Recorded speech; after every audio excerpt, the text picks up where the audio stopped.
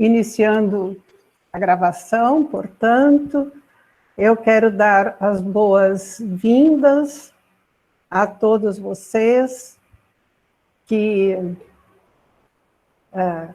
aderiram a esse projeto, se inscrevendo neste primeiro diálogo interdisciplinar sobre ciência e formação de professores. Sejam todos bem-vindos. A ideia é, de fato, que a gente dialogue, que a gente converse a respeito, né?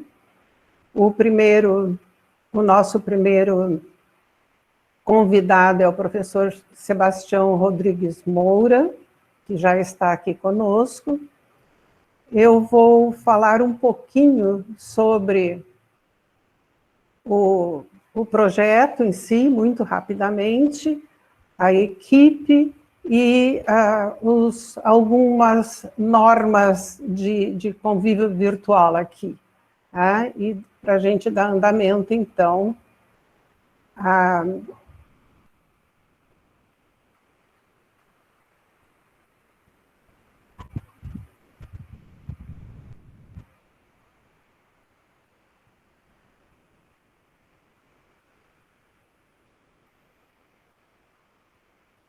Está visível? Sim? Sim, professora, só tem que ampliar agora. Sim, professora. Ok. Ok. Então, o nome do nosso projeto é Diálogos Interdisciplinares, Ciência e Formação de Professores. O propósito neste projeto é que egressos de mestrado e de doutorado do IENSE, UFPA, e de algum outro programa, nós temos um programa que é em rede, que possam trazer resultados para a comunidade de estudantes de graduação e professores que estão em atividade nas escolas, né? A nossa equipe é formada por orientandos meus e por mim, não é? Que coordena este grupo, né? Então, o nosso propósito é que seja uma exposição dialogada, né?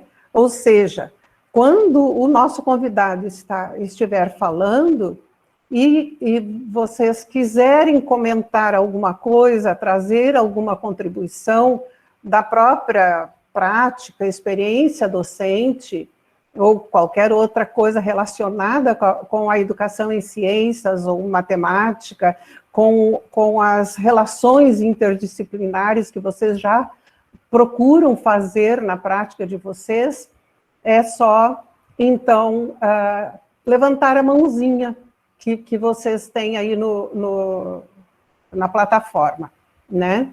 E com isso vai ocorrer um diálogo. Se preferirem deixar para o final, também é possível, mas pode ser que alguém queira já ir conversando com o nosso convidado. O nosso tempo é de cerca de 2 horas, né? Então, isso pode ser as 2 horas, os 120 minutos todos, em diálogo, né? E daí nós temos algumas normas de boa conduta virtual, né? Quando a gente quer falar, tem que erguer a mãozinha, nós vamos ter colegas da equipe responsáveis em cuidar disso, estar observando a lista de mãozinha levantada, para ir dando a palavra para vocês. Um outro cuidado é só abrir o microfone quando for falar, né, para não dar aquela barulheira, como tinha pouco no começo, quando estava todo mundo à vontade, né? E logo depois de falar, fechar novamente o microfone, né? Mas também há possibilidades de colocar perguntas e comentários no chat. Daí temos um outro colega que está cuidando disso, e vai trazer a público também, tá? Então, eu já coloquei no começo, mas repito aqui que a sessão está sendo gravada, né?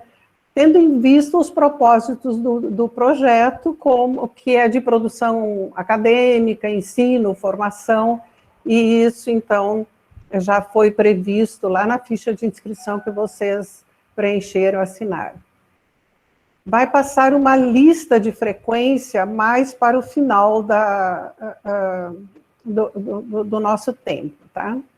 E eu quero dizer a vocês que este projeto prevê a cada quinta-feira um novo diálogo. Nós só vamos interromper a semana que vem, porque tem um trabalho grande aí de manhã e tarde, todo mundo está ocupado, mas do dia 5 em diante de agosto, toda quinta-feira, neste horário, nós vamos ter um novo diálogo.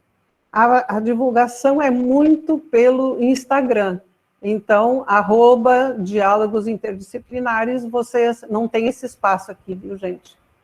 Vocês conseguem também se inscrever.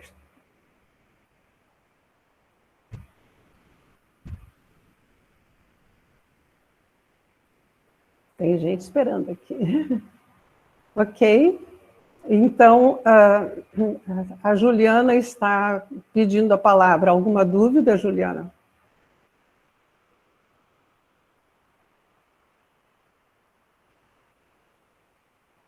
Foi por engano que abriu? Parece que foi por engano. Tem isso, a gente... Foi engano, professora. Desculpa. Tá bom, sem problema.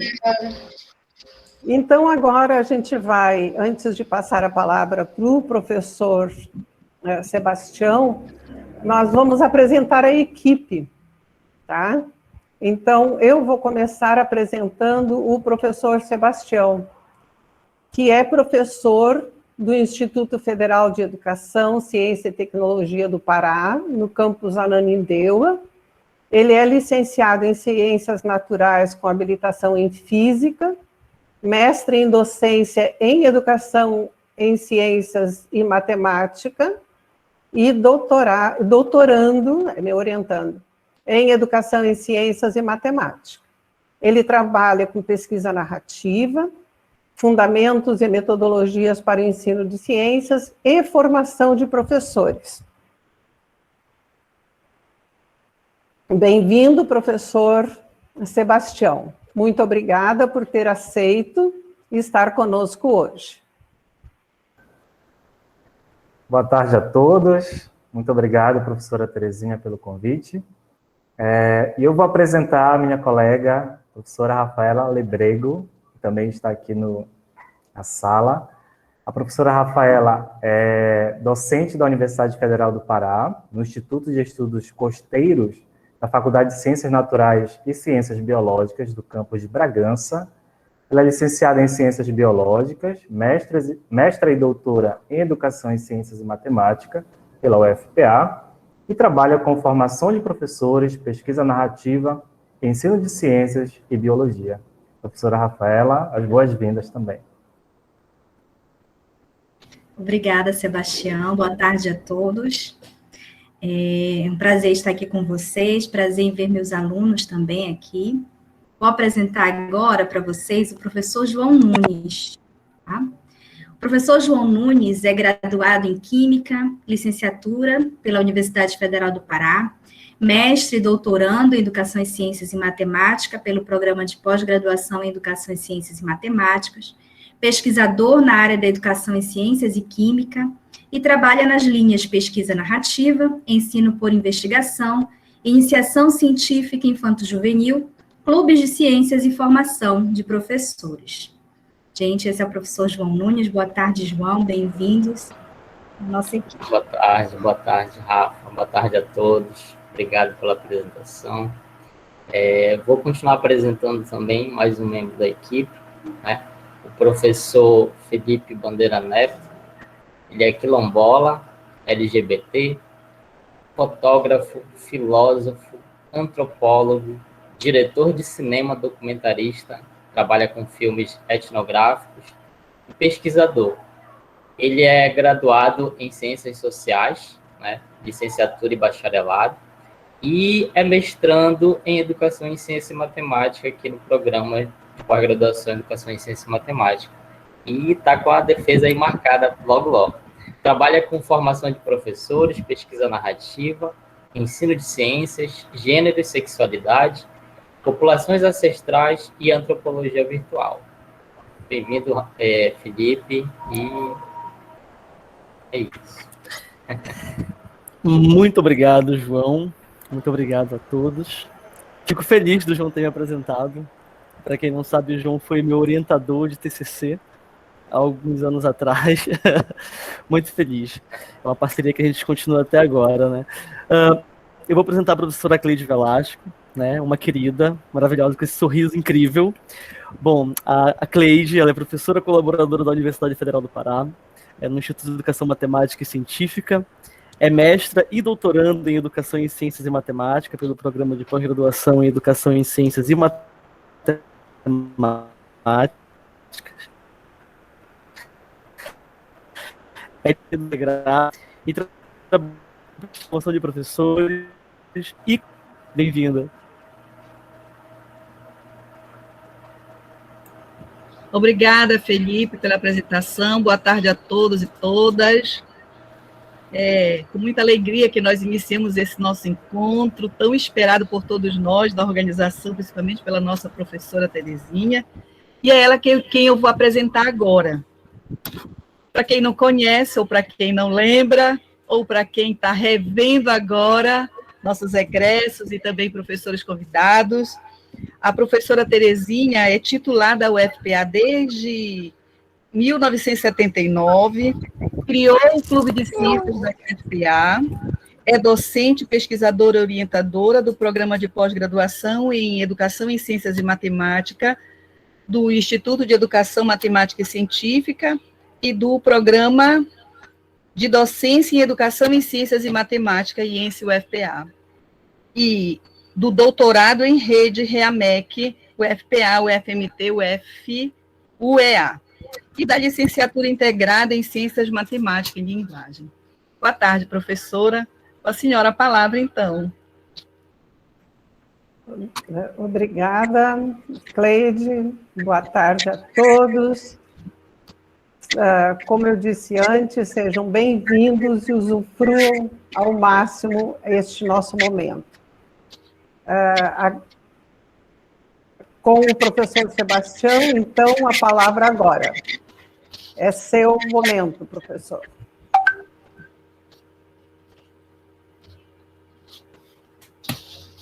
Microfone. Obrigado novamente, professora Terezinha. É uma honra e uma satisfação estar nesse momento dialogando com os nossos pares, nossos colegas, nossos professores. Deixo de antemão a mensagem, né, de que esse é o momento, de fato, o próprio projeto em si, ele trata desse diálogo interdisciplinar, então eu convido a todos para ficarem muito à vontade, né, durante essa apresentação. Venho trazendo aqui um pouco da experiência que eu desenvolvi durante o mestrado, e que isso culminou muito também na minha transformação como professor, né? Então, trago para vocês um relato de como o mestrado no Instituto de Educação Matemática e Científica pôde colaborar com a minha formação docente e também como pesquisador. Então, é um momento de partilha, é um momento de compartilhar saberes com professores em formação, com professores que já estão atuando também. Então, peço que fiquem super à vontade para a gente manter esse diálogo e, de certa forma, vai ser super saudável e vai colaborar aí com a prática de todos nós, né? Então, é um momento de partilha e de colaboração mútua. Eu vou compartilhar aqui a apresentação, né?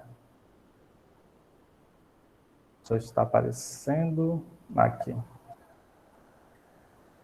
Então, intitulei Ensinar Ciências por meio da experimentação, do planejamento à ação.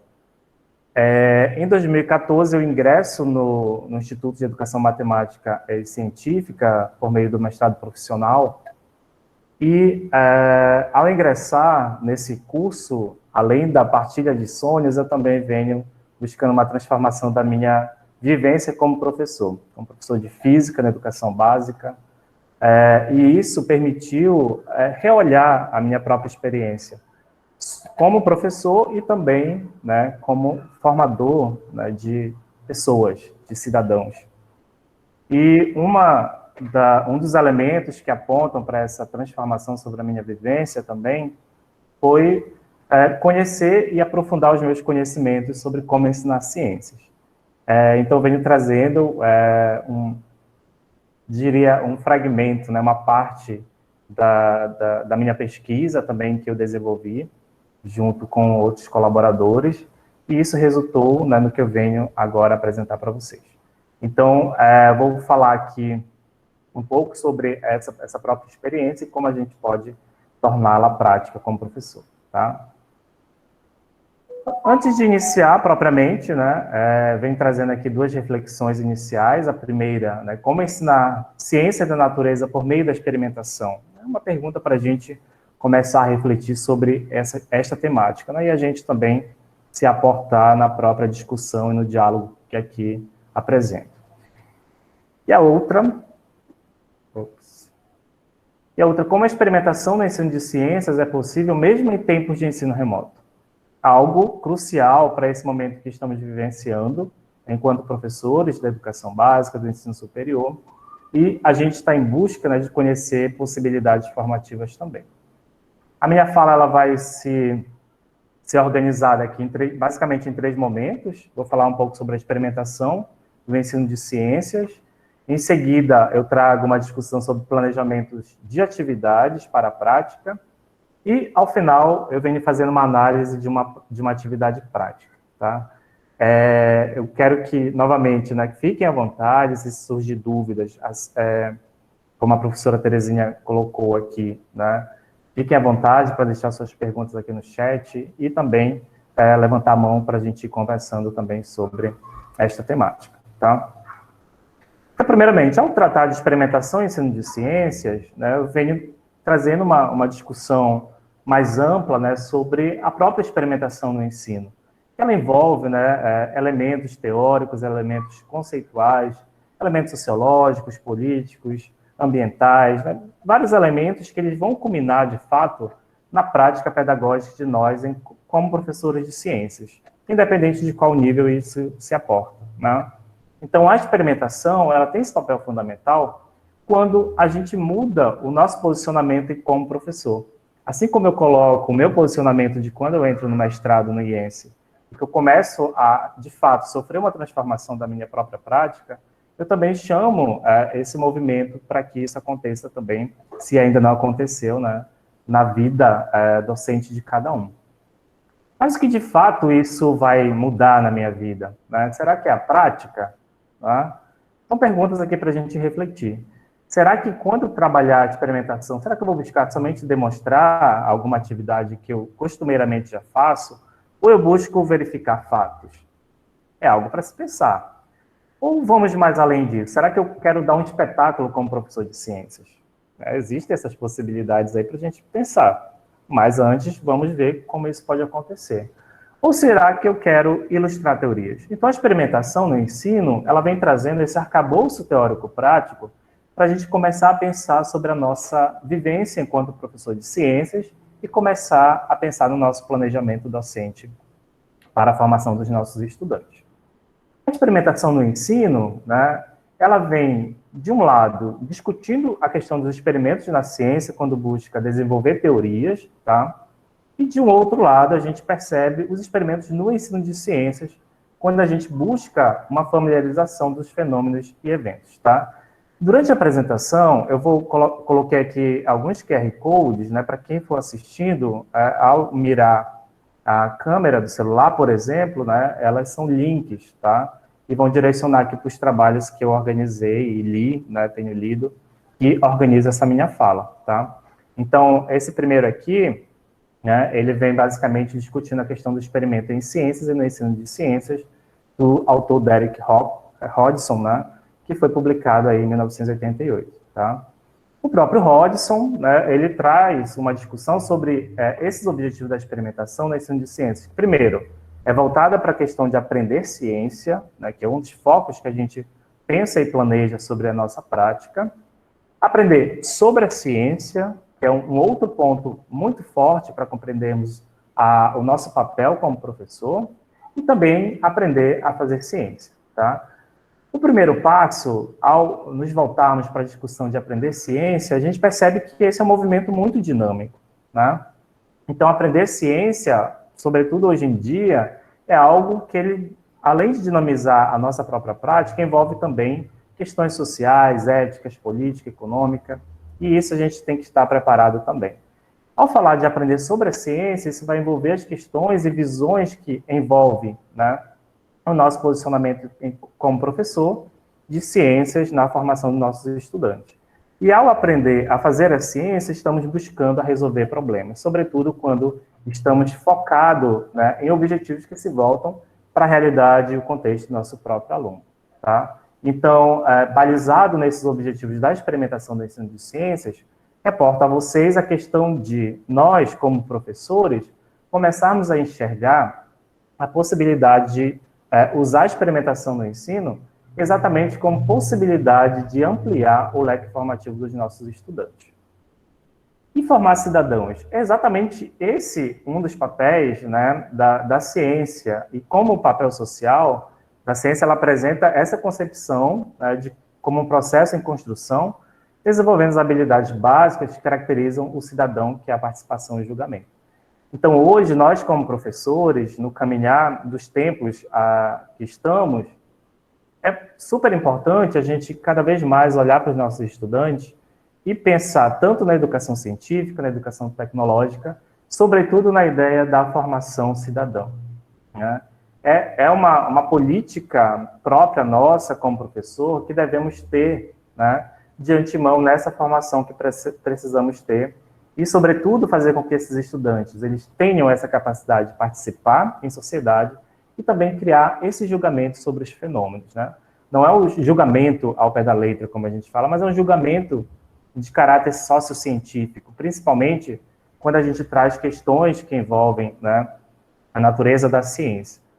E aí o papel da experimentação no ensino, ele discute a questão da caracterização do papel investigativo, que é super importante para a gente compreender como é que esse papel ele baliza a nossa prática e também como é que ele pode motivar os nossos próprios alunos em aula e auxilia na compreensão dos fenômenos. Lembrando sempre, né, eu, por exemplo, como professor de física, quando eu entro numa sala de aula, olhando ali todos os alunos que estão, digamos, 40, que é a média de alunos que a gente tem, não posso, sobretudo, olhar que cada um daqueles alunos ele vai ser um mini cientista, né, o que ele é um mini físico. A nossa intenção é trabalhar pela educação científica, pela educação tecnológica, sobretudo na formação para a cidadania. Esse é o nosso papel como professores. E essa formação, ela envolve exatamente que papel a gente deve assumir ao pensar o papel social da ciência, né? Nessa discussão mais ampla, eu trago aqui alguns planejamentos de atividades, né, para a gente compreender como eu poderia reorganizar ou reviver as minhas atividades, né, rotineiramente ditas tradicionais, mas que, de certa forma, eu posso trazer uma organização a partir do meu planejamento. Mas antes disso, né, pensar na importância do planejamento, eu trago aqui uma discussão sobre essa possibilidade de planejar, que ela é balizada, né, em um livro. Aqui é um QR Code que caminha para o link, né, do livro do professor Nilson Machado, que fala sobre a educação, projetos e valores. Não é intenção nenhuma, né, de comprar, mas, sobretudo, de formar as pessoas que estão aqui, de capacitar. E esse livro, ele vem falando sobre essa questão da importância do planejamento. Então, nós como professores, nós como cientistas, né, nós como acadêmicos em formação, a gente tem que pensar nessa importância do planejamento, porque antes de ir para a sala de aula, a gente tem que reorganizar a todo momento a nossa prática. Então, o mais importante de tudo é planejar. Precisamos estar atentos às nossas aulas e como organizar esse planejamento.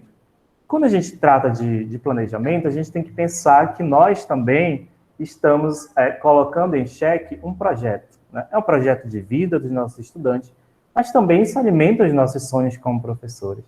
Então, o Machado ele fala, né, que projeto é lançar um jato para frente. Ou seja, são metas que nós estamos buscando, objetivos que estamos traçando. E quando ele trata dessa projeção, ele diz, né, que projetar-se é se lançar em busca de algo. E eu pergunto a cada um de nós que estamos aqui, né, professores em constante movimento de estudo, de formação, o que nós estamos buscando para a formação dos nossos estudantes hoje? Algo para se refletir também. Né? E o próprio livro ele fala, né, desse movimento que a gente tem que ter dos nossos sonhos. Nós, como professores, precisamos alimentar esses sonhos também. E o Machado nos fala que ter ilusões, portanto, é achar que vale a pena estar no jogo. É permanecer jogando, seguindo as regras e buscando os resultados. Não ter ilusões, vejam só, por outro lado, é crer que não vale a pena prosseguir seguindo as regras. É desistir de jogar o jogo da vida. E nós, nesse momento, estamos percebendo uma desvalorização da ciência. Nós, cada vez mais, temos que ser frenéticos ao valorizar a ciência, formar os nossos estudantes e criar, de fato, esses sonhos para que eles sejam multiplicadores. Quando pensamos nessa formação, sobretudo na educação básica, a formação científica ela deve estar sempre atrelada a essa formação humanística também. Então, nós estamos formando cidadãos. E esses sonhos é um sonho conjunto, é um sonho nosso como professores, é um sonho também dos nossos estudantes. E ele acrescenta que ilusões e utopias são essenciais para alimentar a imaginação no caminho para a elaboração de projetos. Então, esse é o nosso projeto, Formar para a Cidadania. E a experimentação ela vem trazendo esse papel importante para a gente também alimentar as nossas ilusões como professores, mas que são ilusões em que a gente tem metas e objetivos bem definidos. Ou seja, nós estamos dando importância para o nosso planejamento pedagógico. Há obstáculos nesse caminho em relação aos nossos sonhos, em relação aos nossos planejamentos, em relação à própria formação? Sempre vai ter, né? Falta estrutura para os nossos alunos? Sim, né? Falta estrutura muitas das vezes até para nós como professores, mas isso não é um motivo para nós largarmos os nossos sonhos no meio do caminho. E a nossa organização? Como estamos nos organizando? É algo para a gente se autoavaliar a todo momento. E o planejamento, ele culmina nesse processo de nós fazermos uma reflexão sobre a nossa própria prática. Falta de tempo e espaço, né? Nesse momento de ensino remoto, nós percebemos que a relação espaço-temporal, ela está bem complicada, muito delicada para todos nós, né? Mas a gente sabe que o planejamento, ele culmina, né, para esse movimento de pensarmos a nossa prática. E os nossos roteiros, né? Será que eles são adequados? Será que eles são disponíveis? Né? Sobretudo, aqueles que estão presentes nos livros didáticos, que é algo que eu vou reforçar aqui durante a minha fala também.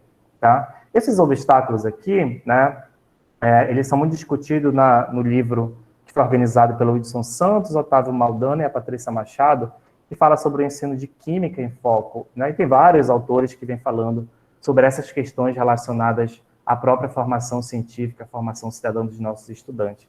Né? Aqui caminha também, esse QR Code caminha para o livro, tá? Uma boa oportunidade também para a gente conhecer também o que vem sendo realizado na escola e na academia, tá? E as crenças, né? Que crenças nós estamos carregando conosco? São várias, né? Primeiro, né? Será que a minha aula é motivadora? Muitas das vezes a gente se cobra em relação a isso, né? Mas são termômetros, né? São guias que a gente vai carregando consigo para a gente também conceber como estamos lidando, né, com a nossa prática, como é que estamos lidando com a aprendizagem dos nossos alunos. Seria uma divisão da teoria com a prática? Né? Muitas vezes a gente pensa sobre isso também. Mas a gente também tem que saber lidar com essas relações. Será que eu busco desenvolver atitude científica com os meus alunos? É algo que durante o planejamento eu consigo perceber também. Os experimentos show, né, aqueles show lindos, né, que a gente muitas vezes vê no YouTube, né, ou em outros canais, por exemplo, será que eles aumentam o interesse dos meus alunos? Né? É isso que a gente tem que ter uma certa cautela quando trata de experimentação. Né? muitas das vezes a gente tem medo, né, medo de arriscar. E é aí que a gente tem que começar a repensar a nossa prática também, né? Esse medo, ele tem que, né, não estar presente no nosso planejamento, o medo de errar, né? Só que aí, a importância do erro, ela concebe uma formação muito maior, tanto para mim como professor, assim como para os meus alunos. Melhora a aprendizagem? Sempre, né? A gente tem que pensar sempre nessas possibilidades e evitar, né, o mecanicismo dos materiais que a gente tem. Sempre há planos B e C para a nossa prática pedagógica. Será que também, né, o meu planejamento vai mostrar como uma teoria funciona? E se não conseguir fazer isso? Tá? Então, nós, como professores, precisamos estar sempre prontos para essas possibilidades. E aí a gente sempre pensa, né, será que os alunos vão gostar dessa atividade experimental? Né? Então, é hora da gente começar a inverter esses papéis, pensar como estudantes também. Então, é momento de dar essa voz para os nossos estudantes, começar a sermos mediadores desse conhecimento científico, evitar dar respostas prontas, né, sobretudo porque ali nós estamos mediando esse conhecimento. E na busca por possíveis respostas e soluções, nós apenas não, sobretudo, a gente consegue alicerçar o nosso próprio estudante para esse caminhar, tá? Mas o que eu poderia planejar para o ensino remoto? Tem várias possibilidades, então trago aqui algumas que isso pode acontecer, né, em qualquer nível de ensino, sobretudo quando nós temos agora os nossos estudantes que estão em casa, né, estamos trabalhando aí no ensino remoto, então há várias possibilidades para a gente planejar para o nosso estudante aí nesse período de pandemia. Que possibilidade poderia ser essa, né? Hoje eu até me enxergo nisso, né? Durante a correria anterior a esse período em que nós estávamos no ensino remoto, poucas vezes, por exemplo, eu olhava para o céu, né? Poucas vezes eu estava cuidando da natureza, né? Então a gente começa a fazer uma reflexão muito maior para nós, como pessoas, mas isso também reflete sobre a nossa prática. Então o que eu posso fazer agora, né? Olhar para o céu é uma possibilidade muito interessante, né? E isso aguça a curiosidade do nosso aluno para ele começar a experienciar a ciência também. Será que eu poderia trabalhar com plantas medicinais? Sim, né? Buscar esses conhecimentos, né, que estão presentes lá em casa, né, da minha avó, do meu avô, do meu pai. Ou lançar essa possibilidade de fazer uma horta na minha casa. Sim, isso é muito simples, dá para fazer, né? Então a experimentação ela permite essa possibilidade. Então, existem várias aqui, como eu coloco, né? Cuidados com a água, trabalhar com adubo orgânico, conhecer meu próprio corpo, atividades com animais, vida das plantas, saberes populares. Então, existem aqui várias possibilidades que a gente pode repensar a nossa prática e, sobretudo, fazer esse olhar para a experimentação. Então, é o momento de nós instrumentalizarmos o nosso aluno para que ele consiga manter essa coerência com o próprio objetivo da ciência, de se aprender ciência, né? E aí, para a gente pensar, além de eu estar lançando essas possibilidades temáticas aqui para a gente pensar as nossas práticas de sala de aula, eu venho fazer aqui uma análise de uma atividade prática que eu organizei, né, durante o mestrado, que foi basicamente uma relação que eu busco fazer a partir da experimentação e usando o livro didático, né? Hoje nós percebemos que, basicamente, todos os alunos eles possuem livro didático. O meu receio muito grande em relação à atividade prática dos livros didáticos é que, muitas das vezes, elas parecem receitas prontas, né? São uma sequência de fases que devemos fazer e, muitas das vezes, nós, como professores, a gente quer seguir aquilo ali à risca, né? E se, por exemplo, houver, né, uma mudança no meio do caminho, o que poderíamos fazer? Tá? É pensar em possibilidades. E quando a gente pensa em possibilidades, significa que nós também temos que pensar no nosso planejamento. Tá? Então, quando eu trato da experimentação, dessa importância dela, da importância do planejamento que nós fazemos, é também a gente começar a pensar em possibilidades para a sala de aula, né? Sobretudo evitando-se aquela atividade rotineira que estamos acostumados, ou que fomos acostumados na nossa própria formação. E as atividades práticas de livros didáticos, elas são baseadas, né, em roteiro a ser seguido, geralmente com essa função de orientar o trabalho do aluno. E muitas vezes, como a gente percebe, busca agilizar esse processo de descoberta. E não é isso que a gente está buscando como professor de ciências. Então, é o momento da gente virar essa página, né? Porque nesse movimento de pensarmos a experimentação, sobretudo em atividade prática, que os livros didáticos eles trazem consigo, né, é a gente também começar a pensar possibilidades formativas para o nosso estudante. Então, aqui envolve, né, uma formação muito mais ampla sobre a organização de conteúdos, né, sobre pensar os procedimentos que são trabalhados nessa atividade e a gente também pensar na própria formação do estudante, tá? Então, eu sempre menciono a questão do famoso e se, né? São as possibilidades que vão aparecer. São as condições que surgem durante uma atividade como a gente está acostumado a ver em atividades práticas presente em roteiros, né, de livros didáticos, por exemplo. Então, é o momento da gente pensar em objetivos bem definidos e organizados, mas cabe a isso, né, nós, como professores, lançarmos também a questão do planejamento. Então, como é que isso tudo se organiza? Para a gente dialogar aqui nesse momento, né?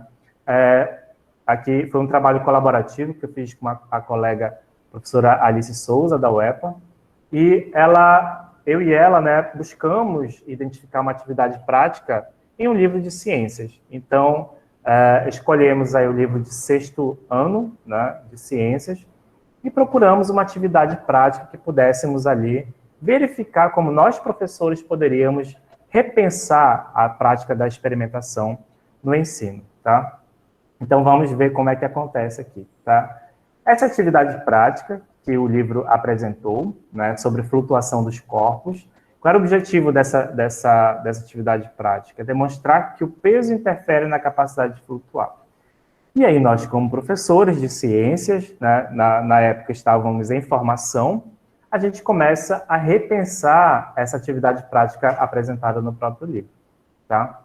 Então, logo em seguida, o livro ele apresenta os tipos de materiais que podem ser utilizados, os procedimentos adotados e algumas questões e conclusões, tá?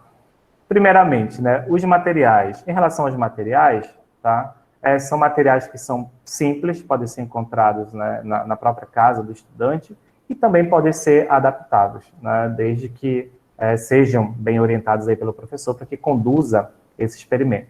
Esse experimento também é chamado de experimento do Ludião, né, basicamente é uma garrafa contendo água, né, e aí é colocada uma peça, né, pode ser um conta-gotas, né, um bocal de uma caneta, por exemplo, desde que ele tenha um equilíbrio, né, para ele ficar ali imerso nessa água.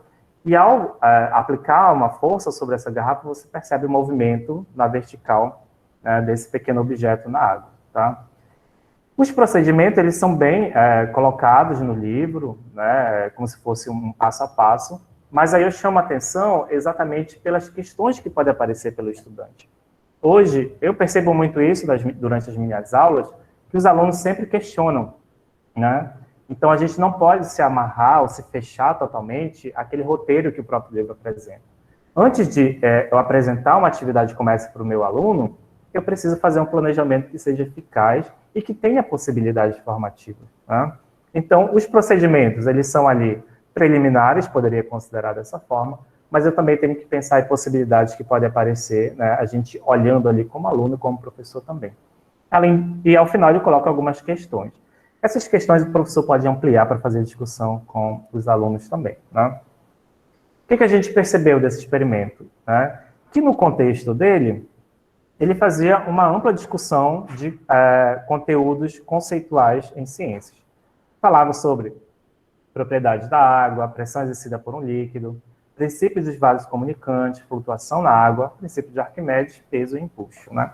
Então, são vários conceitos que aparecem no contexto do próprio livro e a gente consegue perceber, né, mesmo que o próprio livro não apresente isso, mas a gente conseguia perceber esse contexto. Então, eu trago aqui uma experiência que pode ser trabalhada tanto no ensino fundamental, né, como no ensino médio, até no ensino superior também, quiçá na educação infantil, que é uma possibilidade, né?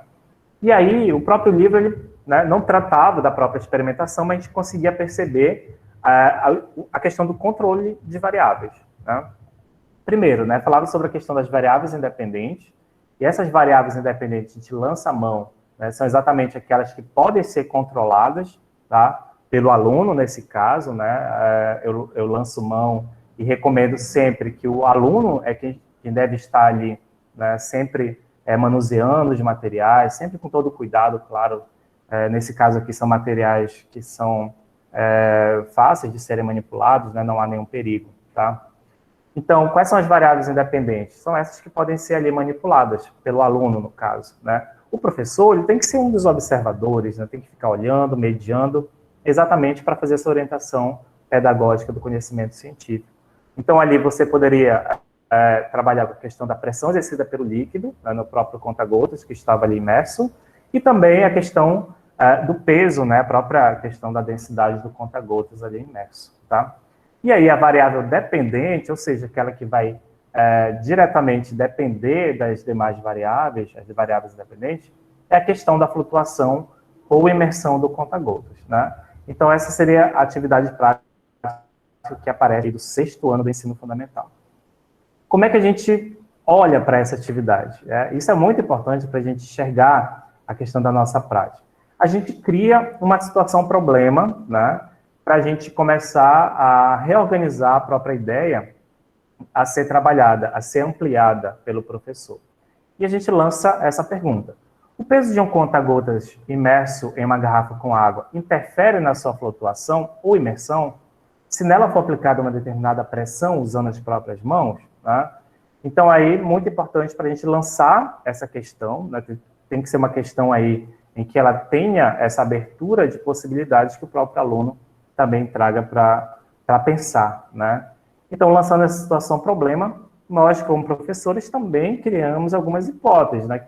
Hipóteses que pode ser trabalhado diretamente com o aluno, mas dentro do planejamento eu já posso trazer algumas, né? Como, por exemplo, quando pressionamos a garrafa, entra água no conta-gotas e o empurramos para baixo, porque ele ficou mais pesado, ou seja, mais denso, tá? E a outra, ao diminuir a pressão na garrafa, ocorre a saída de água do conta-gotas, que se torna mais leve, ou seja, menos denso. E nesse caso ele sobe. Então a gente lança duas possibilidades aí que a gente considera como hipóteses. Quais são os conteúdos conceituais, né? Alguns conceitos científicos são trabalhados, como por exemplo, pressão, que é muito importante já uma compreensão durante o ensino fundamental, por exemplo, né?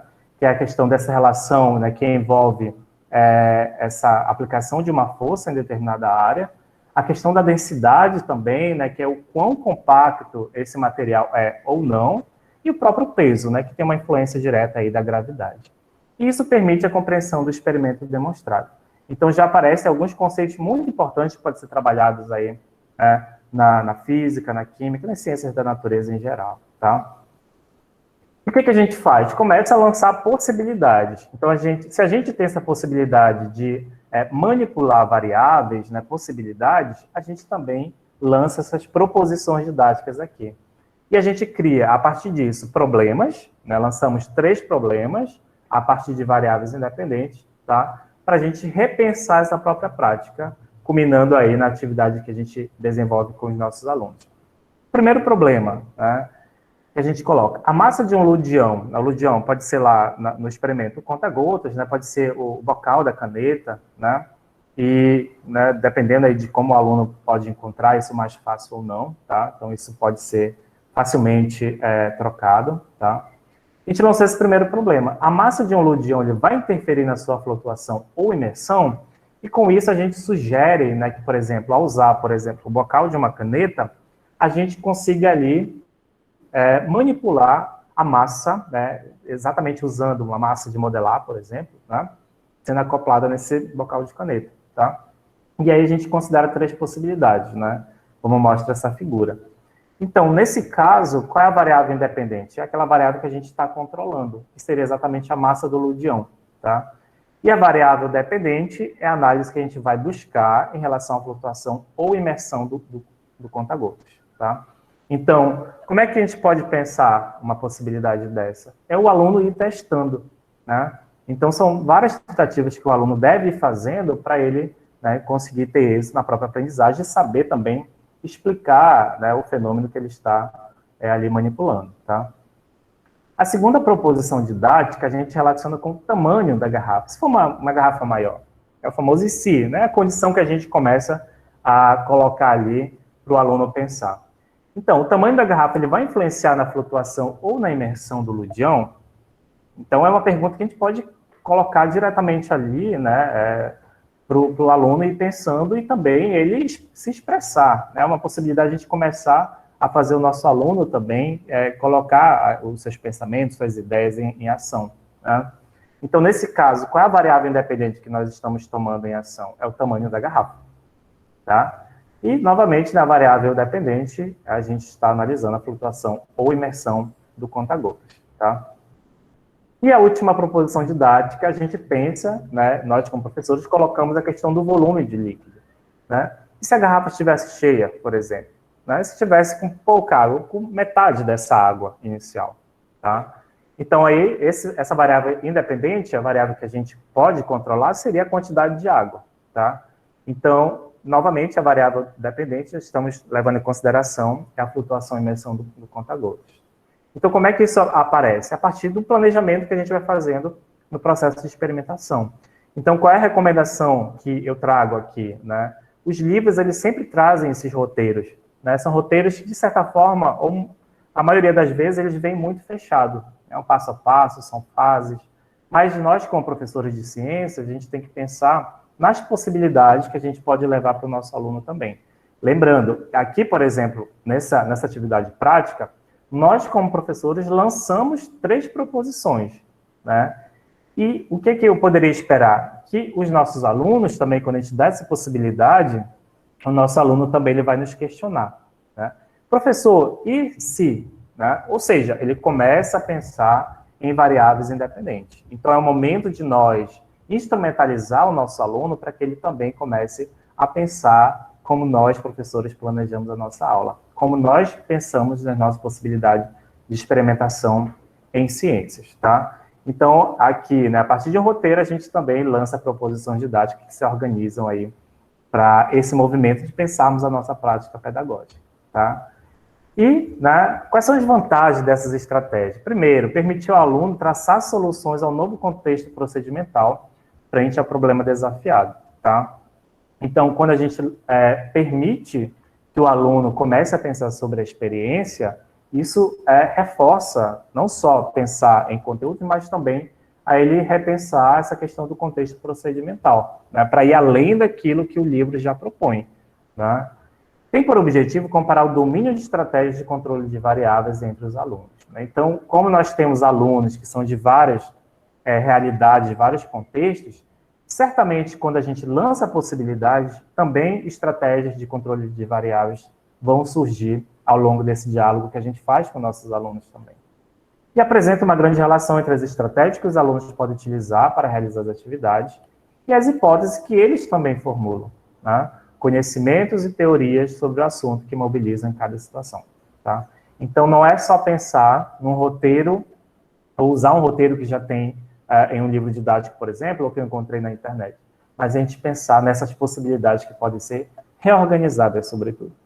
E exigem do aluno uma atitude mais participativa e reflexiva, podendo relacionar com os fenômenos naturais e sociais.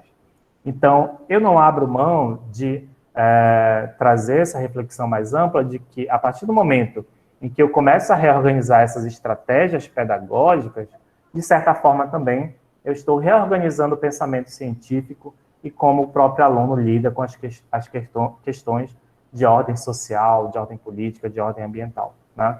Então, parece um exemplo muito simples, mas, ao mesmo tempo, tem um impacto muito grande na própria formação científica e também humanística dos nossos estudantes.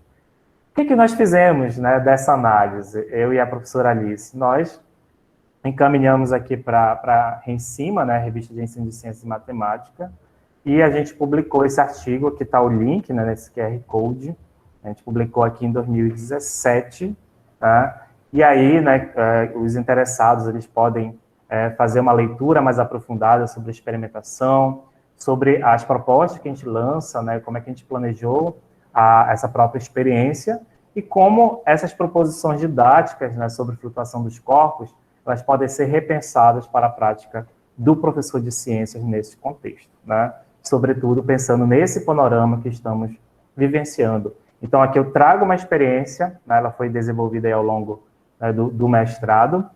Eu considero também um produto, né, educacional da minha formação, mas que fez, perdão, tira esse mais, né, que fez eu repensar a minha própria prática como professor de ciências e, sobretudo, olhar de modo reflexivo sobre a formação científica do estudante e também pensando nessa formação humanística, tá? Então, aqui está o QR Code, ele caminha para o link, tá? É um artigo gratuito, né? Dá para ler aí aos interessados, tá bom?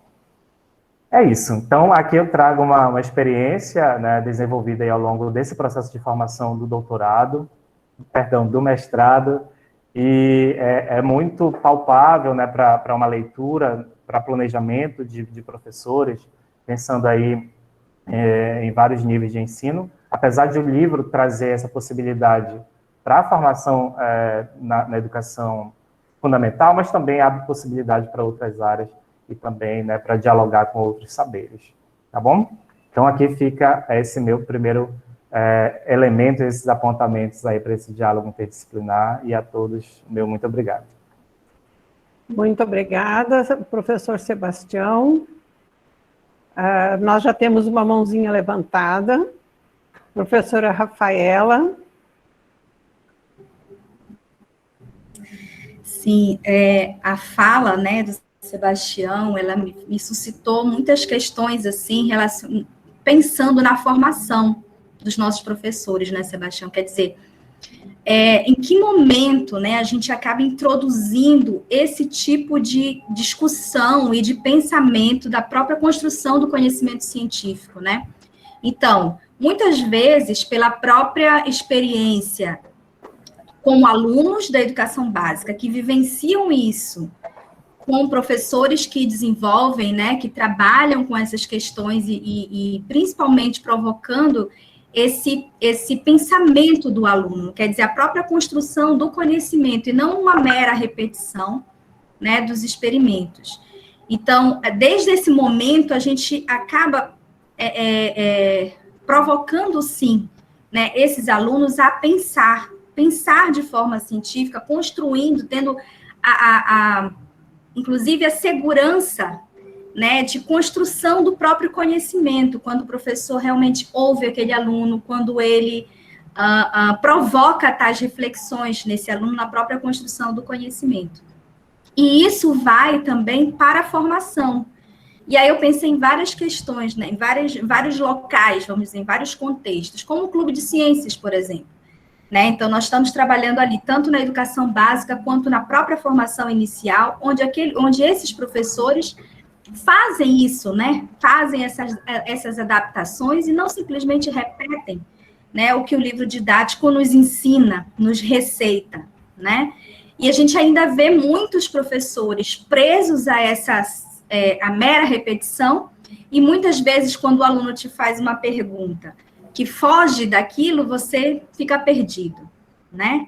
Como professor. E aí eu fico pensando na formação inicial, porque como nós podemos realmente estar contribuindo nessa formação desse professor que vai pensar o ensino de ciências dessa maneira, né?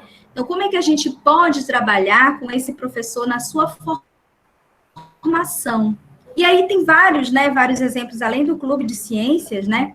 Nós temos vários projetos de PIBID, né, que fazem isso, que trabalham com a questão da prática, das aulas práticas no ensino de ciências, né? Eu mesmo coordenei um PIBID por mais de 4 anos, em que a gente desenvolveu muito isso, né? E provoca realmente o aluno em formação, o professor em formação, com essa linha de raciocínio, de fazer com que o aluno realmente pense por si só, ele consiga, né, elaborar um pensamento, ele consiga elaborar questões, questionar, né? Isso é muito visível no Clube de Ciências, né? Então, quem é do clube aqui está na sala pode comentar bem mais, né, sobre isso. Então, eu estou te falando assim, só para a gente refletir um pouquinho sobre isso, né? Sobre essa formação desse professor, dessa necessidade né, dessa formação nesse sentido, né, da gente trabalhar a formação inicial dos professores de ciências, né, de biologia, de física, de química, da licenciatura integrada, de pedagogia, que são aqueles professores que trabalham lá nos anos iniciais, de realmente dar liberdade ao pensamento, né, da criança, né, então, e começa ali, né. Então, é só uma coisa que me suscitou, que veio na minha cabeça a partir da tua fala. É uma perfeita colocação, exatamente essas possibilidades dos espaços formativos que temos. Eu vou trazer um testemunho meu.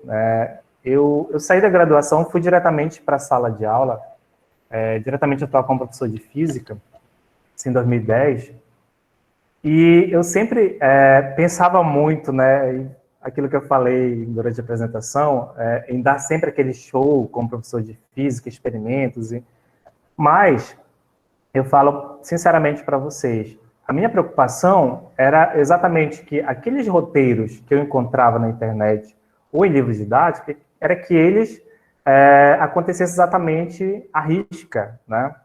E eu percebi que na prática não é exatamente assim. Então, quando eu encontro o mestrado no IENSE, isso fez eu refletir muito sobre a minha própria prática. Então, eu considero até um divisor de águas, né? Quando eu, no movimento anterior e momento, né, durante a formação e posterior também, né?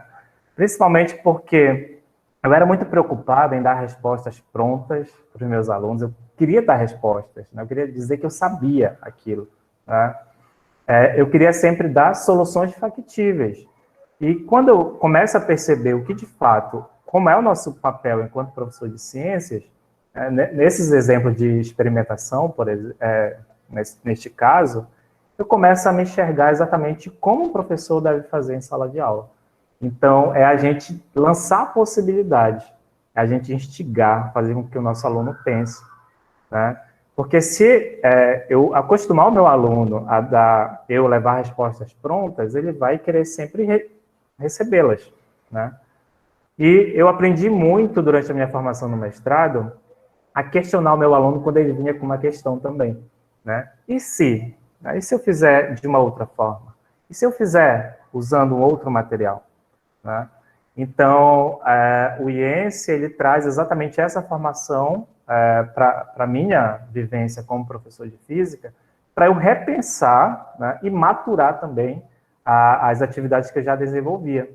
Então, o que eu fazia antes, eu começo a olhar com olhos que eu não me agradava mais, né? Principalmente quando a gente pensa nessa questão de motivar o nosso aluno, fazer com que ele pense, fazer com que ele fale, fazer com que ele interaja com o colega, né?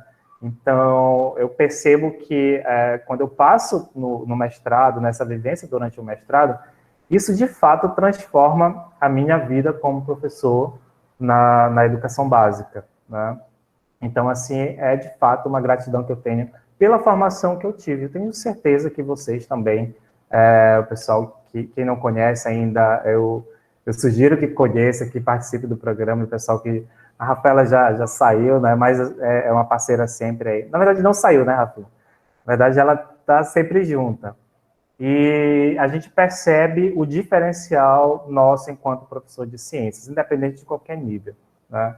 A gente tem o nosso divisor de águas também, né, nessa nossa própria formação. Então, para mim, essa questão de repensar a minha própria prática também fez eu olhar sobre o que eu fazia antes como professor, achando que eu era, né, maravilhoso, que eu era um professor, na verdade. Aí eu começo a repensar sobre si mesmo, pensando nessa formação científica que eu estava ali trabalhando com os meus estudantes. Então, reolhar essa prática na formação inicial dos professores é também a gente começar a criar essa vivência com eles. E eu tenho certeza, né, como tem umas alunas suas aqui, e a gente está fazendo essa vivência com os nossos licenciandos, é um olhar diferente que a gente lança para eles, né? É um olhar totalmente arbitrário, no sentido de que ser professor de determinada área de conhecimento científico não é só a gente dominar o conhecimento da nossa própria área, mas a gente também tem que saber lidar com o conhecimento pedagógico da nossa própria formação, né? Professora, tem uma pergunta no chat.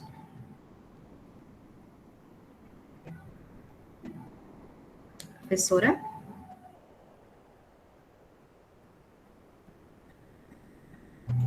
Está sem o áudio, querida. Então, a Nájila Isso. Sulaiman pergunta assim: sou mestranda do Prof. Bio UFPA e gostaria de perguntar ao professor de que maneira nós, professores, podemos trabalhar experimentos com nossos alunos para que a abordagem investigativa e o protagonismo deles no processo de ensino-aprendizagem sejam valorizados ao máximo. Desde já agradeço a atenção. Bem-vinda, Nájila. Aqui eu lanço mão de várias possibilidades de nós fazermos com que os nossos alunos, além de serem motivados, né, além dessa fala que a gente estava tendo aqui também, a gente pensar em possibilidades que o nosso próprio aluno, ele também tenha esse material, né, que ele consiga, né, lançar mão ou utilizar, né, próprios instrumentos para que ele consiga também ser mobilizado em atividades, né, de experimentação. Primeiro, né, hoje nós temos, por exemplo, diários, né, podemos trabalhar com diários. Muitas vezes o nosso aluno ele não quer falar, né, na frente do professor, não quer falar na frente do colega, mas ele gosta de escrever, né? Então, é uma possibilidade que a gente pode colocar em xeque também. No espaço agora que a gente está tendo de ensino remoto, existem vários instrumentos, né, também de modo tecnológico, webfólios, né, outros perfis que se encaixem também nessa situação, mas que a gente consiga fazer com que o próprio aluno vivencie essa experimentação. Não vai ter como fazer um trabalho inicial em equipe, mas isso pode ser discutido em equipe depois, no outro momento da aula, né? Mas que isso seja valorizado no próprio processo de ensino e aprendizagem. Então, utilizar instrumentos em que o aluno ele possa mobilizar os seus próprios pensamentos, suas ideias, né? Isso permite a possibilidade de ele lançar mão de pensamentos que ele também vai criando em relação a isso. Então, as ideias, os sentimentos, as sensações que o nosso aluno ele vai mobilizando durante esse processo, ele deve ser colocado no papel, né? Seja de que modo for gravado também, né? Às vezes o aluno ele tem mais um receio em relação a essa gravação. Mas eu te sugiro muito isso, né? Que tu pense, né, nessa possibilidade do diário de campo, por exemplo, ou o próprio caderno dele, depois ele fotografa e mande para você, né? Mas que ele consiga colocar no papel, né, essa possibilidade de... Eu falo no papel, mas não necessariamente papel, né? Pode ser uma gravação que ele faça sozinho depois, né?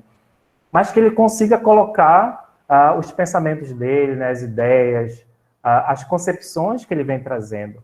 Então, isso são várias possibilidades que podem ser feitas também para que essas abordagens, né, de caráter relacionado à experimentação, eles podem ser suscitados no próprio aluno. Então, é um movimento que tu tens que fazer para que o aluno ele comece a pensar nessas possibilidades, tá? Então, dentro da literatura, a gente encontra vários elementos desses, tá? Mas fica muito a critério do planejamento do professor. Essas que são algumas possibilidades também, tá?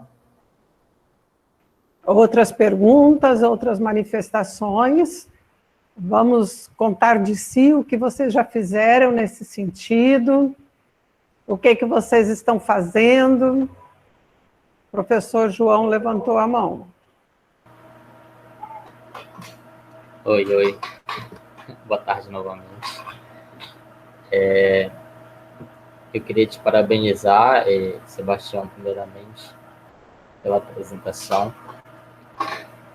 Trouxeste muitos aspectos assim muito relevantes, né, para o âmbito da questão da experimentação no ensino de ciências. E a gente, assim como a Rafa, eu também fiquei aqui borbulhando, né? E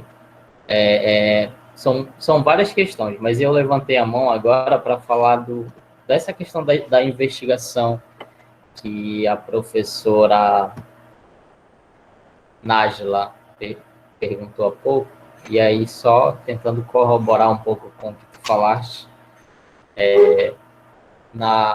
eu trabalhei no Clube de Ciências por um tempo ali como professor estagiário. Acho que uns 4 anos de estagiário, depois eu orientei trabalhos e ainda continuo por lá. Então, eu tive algumas experiências com a prática investigativa. E colocar ou incentivar o estudante a esse protagonismo, né? A gente propor uma experimentação investigativa não é tão fácil, mas também não é um bicho de 7 cabeças, né?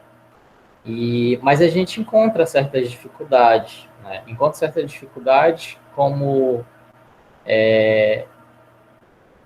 às vezes os estudantes eles estão anos trabalhando com ensino tradicional. Então, quando eles vão desenvolver uma atividade investigativa, eles têm certo bloqueio, digamos assim. Eles não estão acostumados a perguntar, a expor suas ideias. Então, uma maneira de incentivar esse protagonismo, eu penso que seria valorizar as colocações deles no processo da investigação, né? Porque quando a gente propõe uma experimentação investigativa, a gente assume um papel de orientador, né, de orientador do processo, e o estudante é incentivado a pensar, a refletir, colocar suas ideias, desenvolver o experimento. E nesse processo a gente fica instigando ele com pergunta, né? E as colocações deles têm que ser valorizadas. Então, eu acho que uma maneira muito boa, né, para incentivar esse protagonismo seria isso, né? Colocar, né, incentivar essa participação dele e estimular a fala, né? Como tu falaste também, né? Às vezes eles têm vergonha de se colocar. Então, uma maneira também seria, como a gente faz aqui no chat, como a gente faz em evento, né? Que às vezes as pessoas estão com vergonha, então talvez incentivar eles a escrever um bilhete com as perguntas, né? Então, tem várias maneiras que, como professor, nós podemos utilizar em sala de aula para incentivar essa participação dele e desenvolver essa experimentação investigativa. É isso. Espero ter colaborado aí com essa pergunta, trazendo um pouco da minha experiência. Muito bom, professor João. Eu considero muito pertinente assim esse posicionamento nosso como professor. Eu acho que a gente tem muito medo, né, de ir com uma prática experimental para a sala de aula. Então, o primeiro passo a dar é exatamente esse, pensar em possibilidades. E mesmo, né, se desnudar, né, de errar, porque isso é a situação que vai acontecer, né? Mas a gente lançar a mão também de que o aluno ele vai trazer essa possibilidade formativa. Então, é uma aprendizagem mútua, nós, professores, juntamente com os nossos alunos. Então, esse movimento é muito importante para a gente estar a todo momento pensando nas nossas práticas de sala de aula, realmente. Professora Terezinha, levantou a mão aqui. Então, eu gostaria de fazer alguns comentários também e começar te parabenizando por essa costura toda que tu conseguiste dar, mostrando que as receitas dos livros didáticos, elas podem ser amplamente transformadas em investigação, não é? Inclusive com controle de variáveis direitinho, tu foste muito claro nessas questões das variáveis independentes e dependentes, com os vários exemplos que tu deste. E eu penso sempre que utopia é primordial. Mas então, como é que eu entendo utopia? Utopia não é algo inatingível? Não. Eu concordo com um autor que diz que utopia é uma realidade ainda não existente, mas em construção. Isso permite que a gente, como professor, se eu tiver 10 turmas de ciências na escola, eu posso me arriscar a fazer algo novo com uma turma. Neste ano, eu vou fazer tal coisa nesta turma. Para quê? Para aprender, para se acostumar, para se desafiar. Quando vê que deu conta disso, que desenvolveu algumas habilidades que até pensava não ter, né, e que conseguiu avançar, vai poder expandir para outras turmas. Mas que agora eu me permito uma transição, que é aquilo que o João comentava há pouco.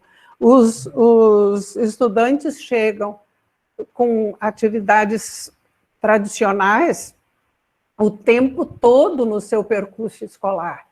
Então, é muito mais prático ele sentar e ficar ouvindo alguém 1 hora ou 2, porque também, se não interessar, ele sai, ele desconecta, né? E pronto, do que ele pensar algo. Aí eu vejo que uma ponte muito importante para a gente conseguir esse protagonismo do aluno é que o nosso planejamento seja feito junto com ele. Quando nós fazemos o planejamento junto com o aluno, a coisa vem, ele vem junto, porque é dele também o planejamento, não é só nosso, não é só do professor, né? Isso é muito interessante. Eu tive, na minha história de professora do ensino fundamental, um desafio muito grande quando eu comecei a lecionar ainda como estudante universitário. Eu ia trabalhar com artrópodos e cheguei na escola com sacola de material que o meu grupo da universidade tinha me ajudado a juntar. Inclusive as pinças não eram todas minhas, né? Eu tinha 1 ou 2, mas as colegas me cederam algumas. E eu tinha um siri grandão, conservado a seco, preso numa tabuinha, né? E quando eu cheguei na escola, uma colega veterana me encontrou no corredor e disse: Terezinha, o que tu vais fazer? Eu vou começar tal assunto hoje, vou dar uma aula prática. Tu és doida? Eu digo: ai, por quê? Eu fiz uma vez e prometi para mim mesma que nunca mais eu vou fazer. Eu digo: mas o que aconteceu? Meus alunos faziam isso com as pinças. Fizeram guerrinha de pata de aranha na sala, de não sei o quê, ou seja, virou bagunça geral a sala dela, né? Pô, eu estava com material emprestado. Inclusive pinças, olha, se eu tivesse que repor as pinças, não tinha como eu ficar repondo material. Aí eu fui para a sala dos professores, gostava de chegar mais cedo. Quando deu o sinal, eu subi para a minha sala. Coloquei tudo em cima da mesa e comecei lentamente a fazer a chamada, porque eu precisava ter alguma inspiração e tinha 2 horas de aula, com crianças de 10, 11 anos, era a 5ª série. Aí eu ouvi lá no fundo uma exclamação: oba, vamos ter aula com experiência hoje. Aí sabe quando você se torna senhor da situação? Digo: vocês gostam de experiências? Gostamos. E como é que a gente se comporta durante uma aula com experiência? Aí, que todo mundo queria responder. Aí eu já estava dona da situação mesmo. E disse: não, nós não vamos responder assim. Vocês vão se reunir, eram mesinhas retangulares assim, 4 por grupo, e vão me responder algumas perguntas. Daí eu fiz perguntas todas que a minha colega tinha aguçado lá, né? como se comportar durante as aulas, com relação aos colegas, com relação ao material biológico, com relação aos instrumentos. Gente, essas crianças fizeram lista de regras, que elas chamaram de regras depois, que eu ia colocando num quadro grande, era a parede da frente toda, o que era comum, eu colocava bem no meio, o que só um grupo tinha falado, eu colocava nas laterais, e muitas vezes eles disseram, professor, o nosso grupo não lembrou disso, mas a gente concorda, pode botar aquilo para o meio. E como é que a gente vai batizar isso? Regras das aulas de ciências. Gente, eu nunca tive problema com essa turma, e nem com as outras, porque eu aprendi com esta professora como é que eu tinha que agir. Então, na verdade, o que a gente planeja junto com os alunos acontece, porque eles disseram, são as regras do próprio grupo, não são regras endógenas, não exógenas, né? Não são regras que vêm para dentro, como aquelas dos laboratórios, não mexa nisso, não faça aquilo, né? O pessoal de química sabe muito bem como é que são as regras das aulas de química, né? É tudo uma série de nãos, né? Gostei muito da questão das possibilidades, né? Porque a gente tem dificuldades, né? E eu sempre gosto de considerar, inclusive nas pesquisas, que condições o trabalho o professor tem para o seu trabalho, para que os resultados das pesquisas não fiquem só relacionados ao professor, como se ele não quisesse fazer de outro modo, né? Então, essas possibilidades é algo assim, eu tenho dificuldades, mas dentro desse contexto que eu tenho, o que é possível que eu faça, né? Uma outra coisa que me parece importante ressaltar é que a experimentação não fique pela experimentação. Que muitas vezes a experimentação, ela não traz o letreiro do conhecimento que se quer discutir. Então, que o professor abra a possibilidade de discussão de outras questões para que a generalização não pareça vir de um experimento que não tem a capacidade da generalização. Dou um exemplo, dilatação dos corpos, dos líquidos quando aquecidos, né? A gente faz com um experimento com água colorida. O aluno vê que dilatou, porque subiu no canudinho, etc. Aí o professor, se estiver desavisado, ele vai escrever como conclusão, os líquidos dilatam com o calor. Mas é assim? Ele precisa contar, pelo menos, outros experimentos que ele, como professor, não tem condições de fazer, mas que outros já fizeram, como é o caso, por exemplo, da dilatação do mercúrio.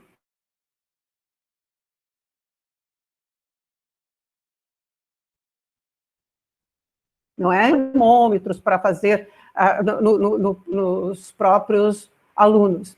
Mas isso precisa ser discutido para, então, chegar a uma generalização. Ou seja, o que eu estou querendo frisar é que a gente não deixe o fenômeno, o experimento falar pelo experimento. Eu acho que tu, ao desenvolver isso aqui, destacas muito bem.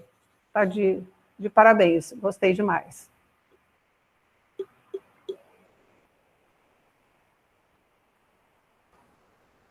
Obrigado, professora.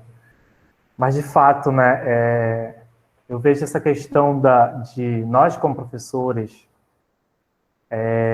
apesar de hoje, acredito que muitos têm acesso à internet, por exemplo, mas o livro didático é aquele que chega, de certa forma, com mais facilidade nas escolas, né? Então, esse trabalho, quando a gente se debruça sobre ele, é exatamente a gente permitir esse reolhar, né? Permitir não somente o olhar sobre aquela experimentação, aquela atividade em si, mas trazer essas possibilidades que podem acontecer, né?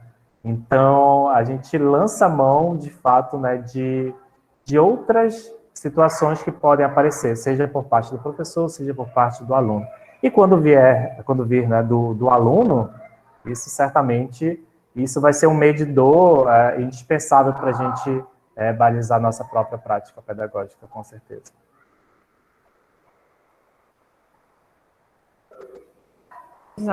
Cláudia Castro pedindo a palavra. Eu queria dizer a todos que a gente espera que vocês comentem também das suas práticas, como eu disse lá no começo, tá? Cláudia. Boa tarde. Queria, primeiramente, parabenizar o Sebastião pela excelente apresentação e a toda essa organização dessa atividade, né? A professora Terezinha, com os orientandos, uma experiência muito gratificante estar com vocês. E a professora Terezinha contando as suas histórias, eu comecei a rememorar minhas histórias. Eu também já trabalhei com a pesquisa narrativa na época do mestrado. Conheci a pesquisa narrativa ainda na especialização, lá em 2004, 2005, que foi o mesmo período em que eu conheci a professora Terezinha, a professora... Na verdade, eu conheci no grupo do NPADC na época, né? Então, houve uma especialização que foi ofertada aqui em Santarém, e eu conheci os professores do IENSE nesse período. E quando eu entrei nessa especialização, recém-ingressa na rede estadual, sou graduada em Física também, e eu estava vivendo um drama, que eu conto um pouco desse drama na minha dissertação, no meu memorial, e eu queria compartilhar, né? A professora Terezinha trouxe vários pontos aí, o Sebastião também, com essa temática de hoje, e eu fui estabelecendo essas relações com as minhas experiências. Então, nesse período de 2004, aconteceu um fato inusitado comigo. Quando eu entrei como professora na rede estadual, eu já havia trabalhado em cursinho pré-vestibular por uns 4 anos. Então, para mim foi um pouco um choque, eu saí eu trabalhava em cursinho pré-vestibular, com 4 turmas, e eu entrar na rede e começar com 17 turmas. Então, isso para mim, primeiro, foi, assim, um choque. A segunda coisa é a maneira, assim, eu tinha uma postura muito rígida no início, muito rígida. Mesmo porque, assim, tinha várias coisas, assim, no contexto da escola que eu não concordava. A maneira como os alunos lidavam, a falta de compromisso com a aprendizagem. Então, eu tinha postura muito rígida. E aí, no segundo ano da minha atuação nessa escola, que inclusive foi a escola em que eu havia estudado ensino fundamental, eu fui a professora que tinha mais aluno em dependência. Então, foi feito aquele mural na semana pedagógica, e a professora que tinha maior número de alunos em dependência era eu. E isso me incomodou bastante. E aí eu fiz no ano seguinte, que foi que eu fiz? Quando eu iniciei o primeiro dia de aula, que a gente vai discutir os conteúdos do currículo anual, eu fiz uma espécie de problematização daqueles conteúdos. E eu comecei nessa discussão com os alunos, eu pedi que eles fizessem perguntas. O que vocês têm curiosidade de saber sobre esses conteúdos? Fiz isso com as turmas de primeiro, segundo e terceiro ano. Só as turmas de primeiro ano, eu montei uma lista com mais de 100 perguntas. Perguntas do E a partir dessas perguntas, eu fui discutir com eles como é que eles gostariam que fosse trabalhado esses conteúdos, né? Então, uma das coisas que surgiu foi... eu tinha aqueles que queriam se aprofundar em fazer um projetinho de investigação. Teve aqueles que queriam estudar história da ciência. Não, a gente quer saber mais sobre a história da ciência. Outros que queriam saber sobre os equipamentos, sobre as tecnologias. Outros queriam experimentação. Então, o que foi que eu fiz? Eu montei um projeto onde os alunos foram se organizando em grupos. Eu comecei isso inicialmente com 3 turmas, e eles foram se organizando em grupos conforme os seus focos de interesse. E aí, a cada semestre, a gente fazia um ciclo transformei isso em um projeto, né, que é um projeto, inclusive, que eu conto no segundo capítulo da minha dissertação, que ela é autobiográfica, eu conto essa experiência, as minhas transformações como professora de física. E aí, teve uma coisa assim que da fala da professora Terezinha, né? Primeiro, a experimentação, né, naquele momento, para mim, foi de tudo que os alunos trouxeram, era o que era mais familiar para mim, né? Eu gostava muito de trabalhar com experimentos com material alternativo. Então, para mim, foi um ponto de apoio trabalhar com a experimentação. E a outra coisa foi essa construção do planejamento com a participação dos alunos. Foi fundamental. Então, ao longo do ano, era tão interessante que eu organizei todas as perguntas deles ao longo do ano. Então, assim, uma aula, eu já trabalhava, hoje nós vamos trabalhar a pergunta tal, que foi colocada naquele primeiro dia de aula. Então, isso trazia, assim, os alunos para o movimento. E o projeto não era meu, o projeto era deles, né? Porque eles haviam proposto, né, que nós trabalhássemos aqueles 4 focos. Então, no final de cada semestre, nós tínhamos o dia da exposição dos trabalhos deles.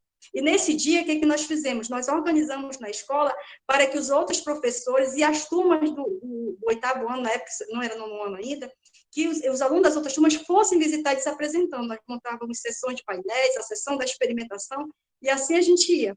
Então, isso foi uma coisa assim que eu fiquei aqui viajando, né? Vocês aí falando, e eu aqui viajando nessas memórias de como, naquele momento, né, isso foi assim, porque a gente se sente frustrado quando você não consegue avançar, né? Então, esse movimento de envolver os alunos na participação, isso foi resgatando, né? Eu me lembro quando eu fui para essa especialização, eu não parava de perguntar, eu acho que incomodei muito a professora Terezinha, porque eu estava com muita sede, né, de aprender.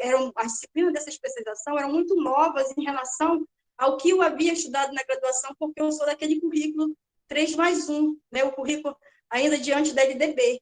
Eu fui a última turma de graduação que tinha aquele currículo, era da turma do intervalar. Então, não estava ainda nesse novo formato. Muita coisa que são trabalhadas nos currículos do pós-LDB não foi o que eu vi na graduação. Então, essa especialização eu tinha muita vontade, eu queria saber mais, porque eu já pensava na minha sala de aula o tempo todo eu estava pensando na minha sala de aula. Então, esse movimento, ele gerou, inclusive, esse processo, né, que a professora Terezinha estava explicando, da gente, eu procurava todo ano ter uma coisa nova para fazer com eles, para construir com eles, né? Então, eu comecei com 3 turmas, depois eu fui para 4 turmas, e eu cheguei a desenvolver o projeto com 8 turmas simultaneamente, né? Sempre com a participação deles. Eles definiam, né, o que eles queriam, e a gente ia se organizando. Então, isso tanto promoveu esse maior envolvimento dos alunos nas aulas, como também trouxe para mim um envolvimento, diga assim, que foi esse projeto foi o que me fez desenvolver essa afinidade com a docência de fato, né? Foi essa relação que eu fui construindo no planejamento participativo com os alunos. Então, assim, foi muito gratificante, assim, estar aqui ouvindo vocês, né, esse espaço de partilha das nossas memórias de docência. Gostei muito, professora. Muito obrigada pela oportunidade. Obrigada, Sebastião. Parabéns. Muito legal.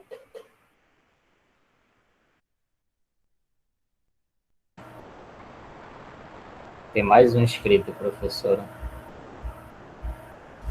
Professor Lata Anderson Araújo. Professor Iata, de Santarém. Santarém. Oi, professora. Gostaria novamente de parabenizar a toda a equipe pela organização do evento, né? É uma satisfação estar participando do evento com essas características, tá? E novamente reforçar o parabéns ao Sebastião, com o qual nós temos feito alguns diálogos, né? E eu fiquei muito feliz pela apresentação e alguns pontos de reflexão que ele trouxe para o nosso encontro desse final de tarde. E eu gostaria de destacar, considerando essa troca de experiência relacionada às nossas experiências de atuação e formação, que eu acho que é muito importante a gente fazer esse exercício de reflexão. E uma questão que eu achei muito importante que a professora Terezinha comentou e o professor Sebastião trouxe com bastante clareza na apresentação dele, é justamente dessa contribuição, do quanto nós terminamos a pós-graduação, a gente tem justamente esse papel ético de contribuir com a transformação da educação em ciência, educação de modo geral, num contexto onde nós atuamos, né? E considerando essa premissa, busquei e já venho desenvolvendo um longo trabalho juntamente com a professora Cláudia, no contexto do grupo de formação do qual a gente participa, que justamente promover a educação científica na educação básica, né? É um desafio, porque justamente os professores têm o medo de errar, né? E justamente pensarmos em como trabalhar possibilidades de que nesse processo de errar, nas experiências de ensino com os professores, a gente possa justamente transformar o processo da nossa prática, né? E evidentemente que exige um processo de transição, para o qual, né, em muitas escolas a gente observa que já existe esse movimento, né? Mas em algumas a gente observa que ainda é muito elementar. E aí, considerando essa importância de nós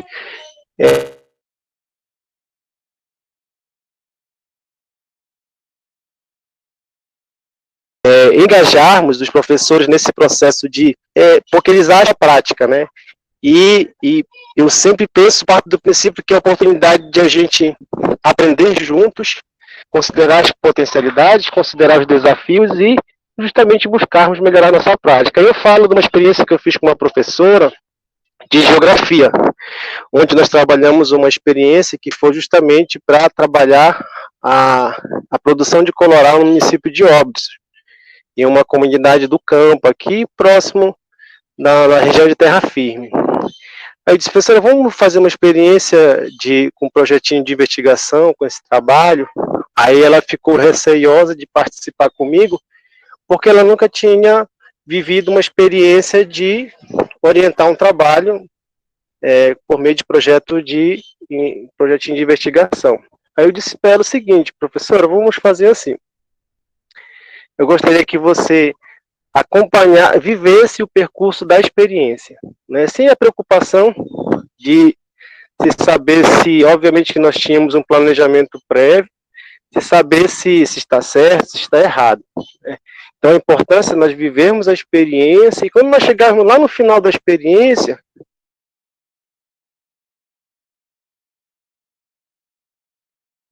a gente vai olhar para ela e vai justamente identificar. Certo é que dessa experiência, ela foi uma experiência muito exitosa por vários aspectos, e essa experiência é uma das que a gente está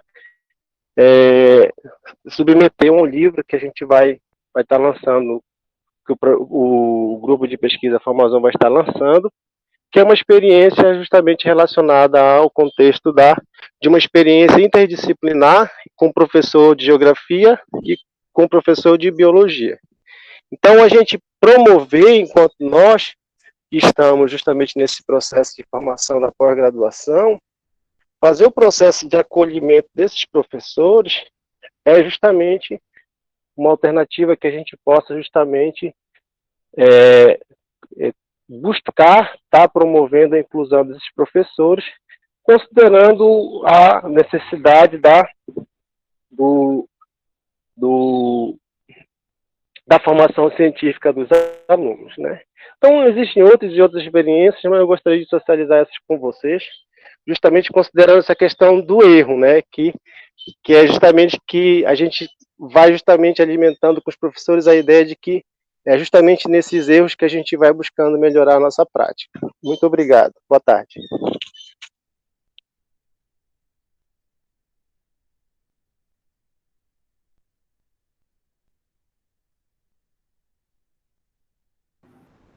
Seu microfone, professora.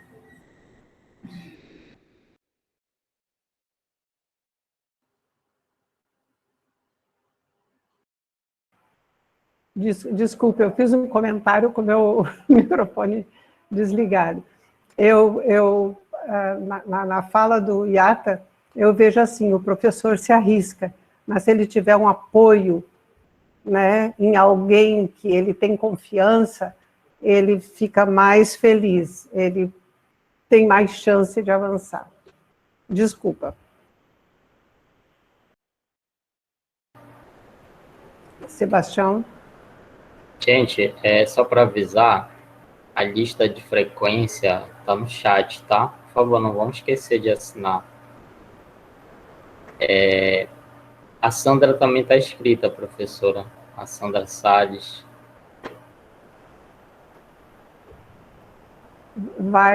Tu queres fazer algum comentário agora, Sebastião, ou vamos ouvir a Sandra primeiro e depois tu comentas? Isso, pode ser a Sandra, depois eu comento os três, tá? Sandra, você.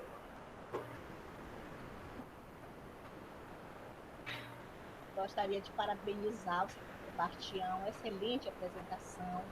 E assim, né, eu quero colocar a minha experiência no Clube de Ciências, quando eu entrei na UFPA, na graduação, e fazer a licenciatura integrada, e foi que eu percebi, eu já era professora de letras, e foi quando eu percebi que eu não sabia era nada. Eu fui aprender e me disponibilizei dentro das possibilidades. Eu me vi muito na fala do Sebastião, dentro dessas possibilidades, e fui me arriscar. E me jogar de cabeça mesmo como aluna, abandonei tudo, vim embora para Belém, abandonei tudo e fui estudar. E o primeiro ambiente que me disponibilizou muitos aprendizados foi o Clube de Ciências, porque lá tudo que o Sebastião colocou, eu sei lá, parece assim que eu estava vendo tudo que eu vivi ali, tudo que eu vivi, porque nós trabalhamos com os experimentos, a investigação, e tudo isso me proporcionou ser hoje a professora que eu sou hoje, na prática. O meu trabalho dentro do mestrado, a minha dissertação de mestrado, que me criou essas possibilidades, e vendo também... Aumentar o áudio, ai meu Deus, espera aí. Deixa eu ver onde eu aumento, tá? Está muito baixo? Está muito baixo? Aumentar. Melhorou um pouco agora. Ah, tá. Que bom. Então, a gente consegue se ver, por isso que é legal esse espaço de vivências, porque a gente consegue perceber também que está existindo uma mudança. A gente percebe, né? Ainda não é como nós gostaríamos que fosse, como é que eu gostaria de ver minhas colegas de trabalho, que hoje a gente se prepara os projetos, hoje elas já fazem projetos junto comigo, junto com outras professoras, mas antes elas eram muito individualistas, queriam estar ali só elas e sua turma. Hoje elas já conseguem ver o quanto é bom a gente fazer esse projeto junto com os alunos, junto com elas e com os alunos, porque a gente percebe a necessidade de cada turma. Hoje eu estou com o primeiro ano no estado, e como é bom eu perceber que essa atividade, inclusive que o Sebastião trouxe, experimentação, eu vivenciei dentro do Clube de Ciências, com atividades, flutua, afunda, e aí a gente vai trabalhando os autores, e a gente vai aprendendo a conhecer, e a gente vai aprendendo também a se arriscar, a ver como é que a gente pode se arriscar, mas se arriscar com planejamento, sabendo como a gente pode, de repente, não dando, como eu achei lindo quando o Sebastião diz, a gente não tem que dar respostas, a gente tem que fazer o aluno pensar, buscar esse pensamento, criar possibilidades para ele pensar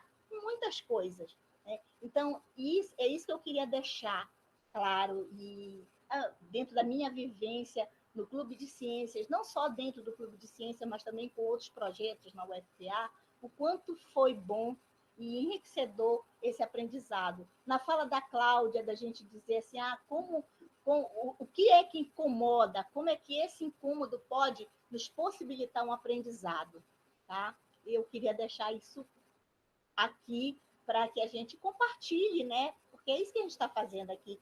Que tarde maravilhosa, que tanto aprendizado com o Sebastião, com o Cleide.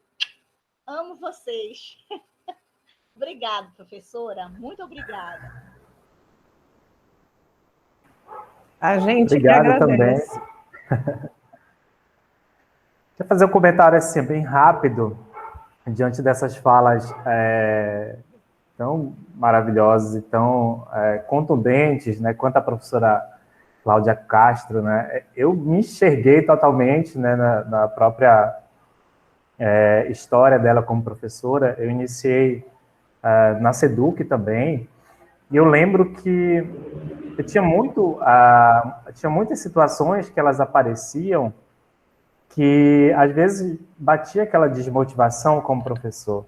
Uma delas, que eu me lembro muito, é que, por exemplo, saíram da graduação e ido direto para a sala de aula. E era para a escola que eu havia feito, né, o ensino fundamental e o ensino médio. Então, a gente vem muito feliz, querendo fazer mudanças significativas ali. E, de repente, você se depara com professores que dizem para você... isso é para você que é novo. Ah, não, vai lá, isso é para ti. Então, às vezes a gente se sente muito sozinho, né? Então, eu me senti muito... me encontrei nessa história dela também, porque a gente começa a fazer por si aquilo que a gente sonha também ali para nossas escolas e para os nossos alunos também. Então, é uma possibilidade de a gente não desistir, né? Assim como a professora Cláudia não desistiu, é algo que inquieta muito a gente, mas é um gás, né? É um gás que motiva a gente a ter essa mudança também, né? Quanto ao professor Iata, é muito boa a colocação dele, e eu vejo que, dentro desse contexto, professores, a importância de a gente estar com os nossos colegas, independente se é de ciências da natureza ou outros professores, mas a gente possibilitar dialogar com os nossos pares, né? Saber como é que aquele professor planeja suas aulas, como é que aquele professor se organiza, né, para a dinâmica como professor. E a gente até não ter medo também de mostrar os nossos planejamentos, né? É uma possibilidade de a gente abrir-se, né, para o mundo, primeiramente abrindo-se com os nossos colegas, nossos professores. E às vezes a gente tem esse receio, tem esse medo, né? E da fala da Sandra, eu vou aproveitar aqui a fala da Rita aqui no chat, né, que ela fala que quem passa pelo Clube de Ciências nunca mais será o mesmo, né? E eu trago aqui que quem passa pelo IENSE, olha, é transformado, tá? Isso eu te garanto. É isso, professora Terezinha? Coisa boa, né? A gente vai se transformando à medida que aposta na vida, na profissão, não é? Que se desafia, que aceita desafios para ter crescimento, senão fica no mesmo, né? A professora Cleide está com a mãozinha levantada. A Rita parece que tinha levantado a mão, tirou de novo, Rita? Não, professora. Não foi, tá. Não. Professora Cleide. Então, queria fazer um breve comentário. Primeiro, parabenizar meu colega Sebastião, muito interessante a sua partilha, né? E o diálogo que vem sendo travado agora nessa tarde. Eu sou um pouco suspeita para falar, né? Já que sou da equipe e desse instituto, como a maioria, né?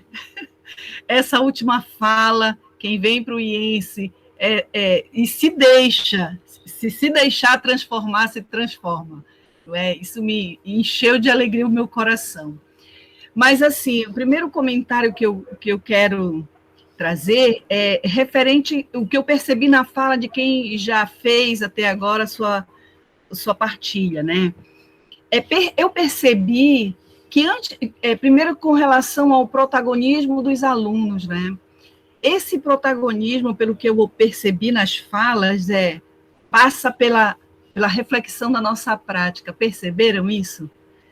Todos os que falaram antes disso, olha, eu tive que pensar o que era que eu ia fazer, como é que eu ia agir, como é que eu ia fazer, né? Então, a partir daí, sim, né? Agora eu sei, eu refleti, eu replanejo, eu penso no planejamento dessa forma.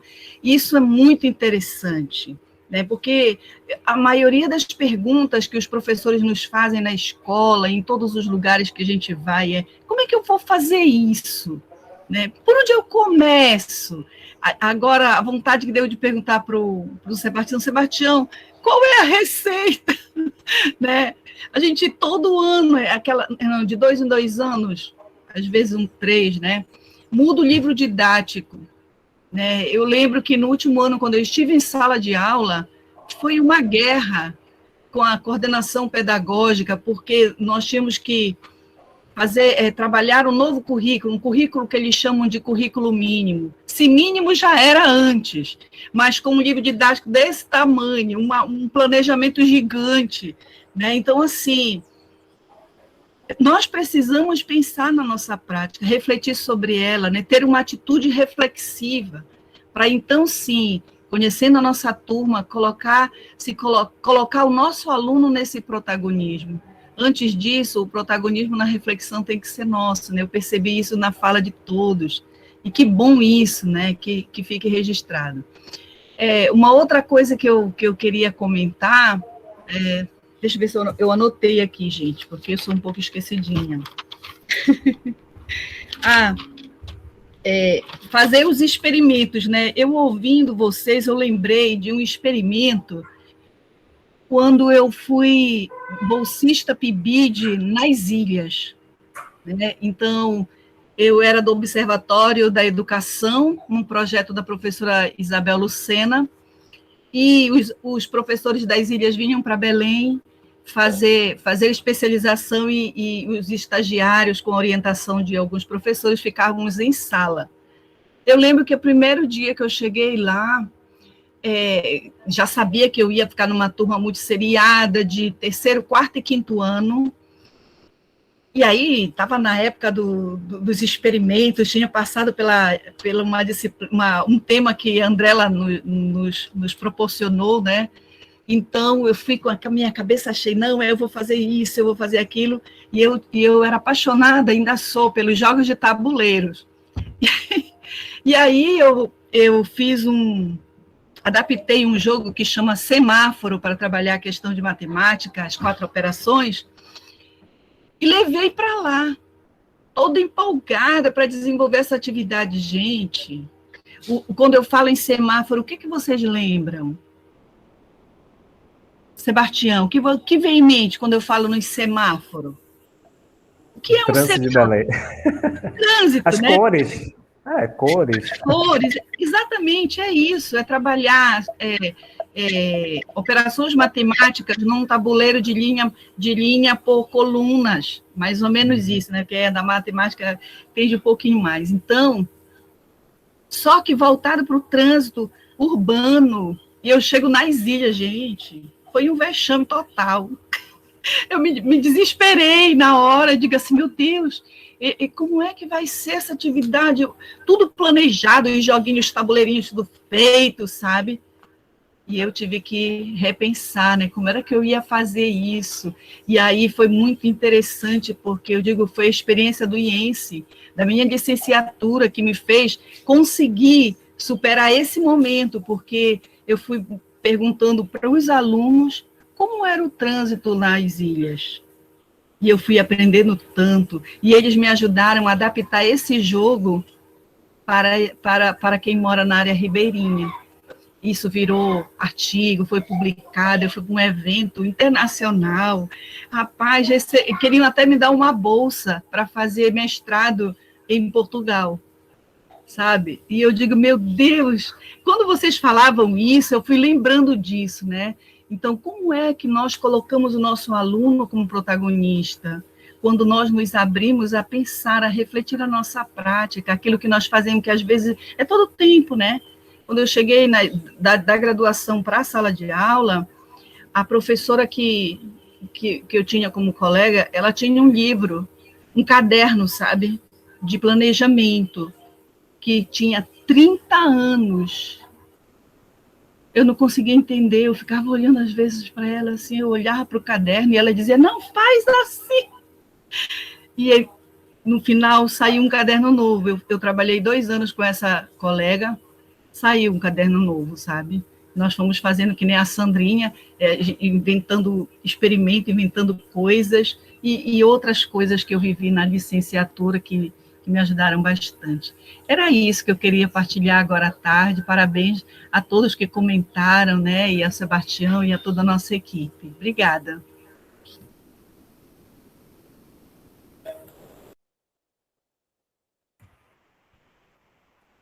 Obrigado, Cleide. Que beleza de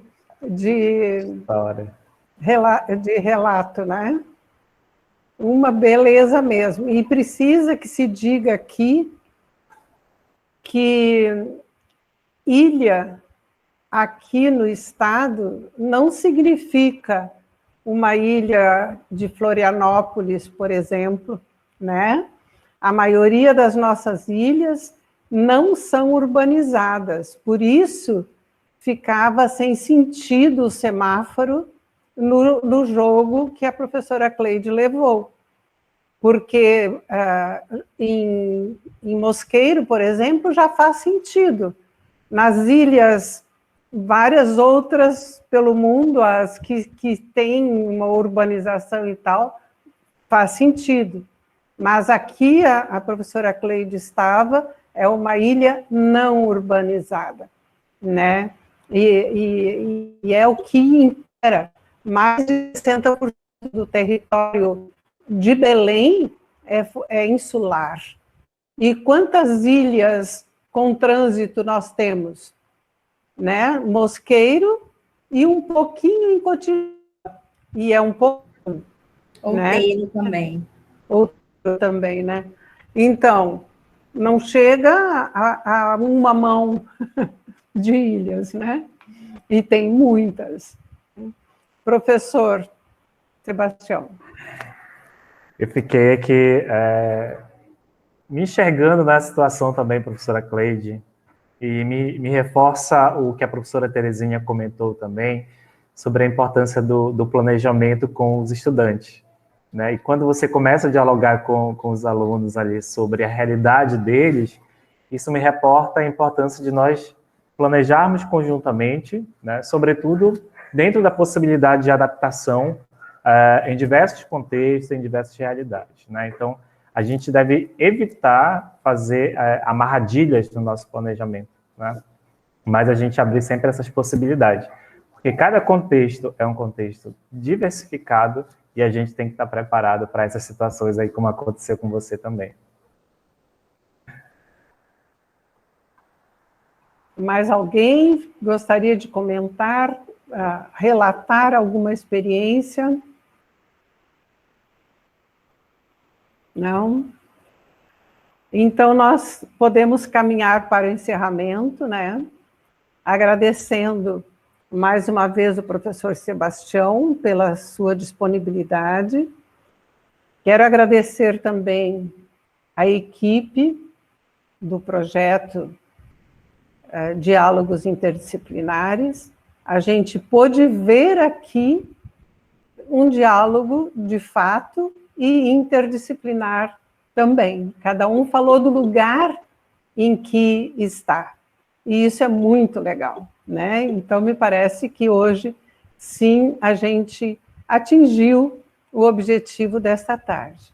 Quero também agradecer aos presentes, aos que vieram até aqui, não é?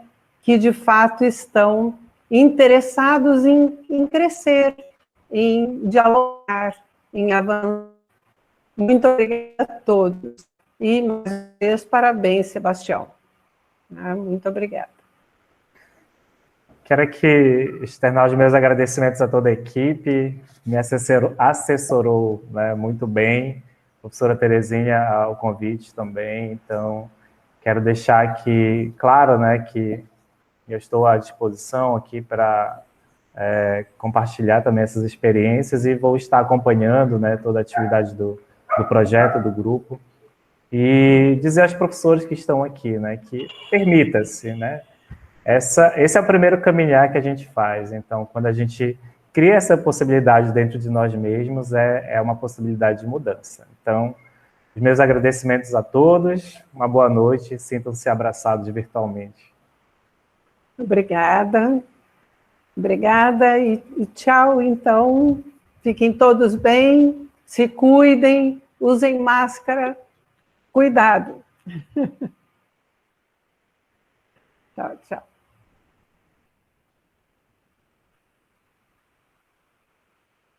Nós te agradecemos, professora.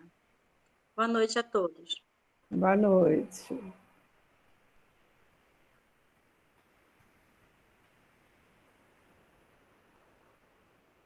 Nem tiramos uma foto. Poxa. Alguém fez uma foto do mais fotos. Eu fiz uma, mas Pode abrir a câmera. também da apresentação do Sebastião. Logo Tu no início. fizeste, Felipe, fotos? Não, eu não fiz, professora. Ora, como é que o fotógrafo esquece? Mas ainda tem muita gente, ó. Pode abrir a câmera. Abram um pouquinho a câmera para a gente registrar esse momento final. Por favor. Eric, Sinaura está aí ainda? Não, professora, mas eu não tenho câmera. Tá bom, assim já tá bom. Amanda. Amanda, tem câmera aí, Amanda? Bora, Mandinha. Tira aí. Bora, Felipe. Eu tô agora. Foi. Foi feito. Professor Eric, meu filho, professor de música, professor Eric. Ah, é teu filho, tá a família quase toda, né? Também, professora Baiana. Estava aqui só me lembrando de coisas maravilhosas. Amei tudo. Que bom revê-los. Tchau, pessoal. Eu vou interromper a gravação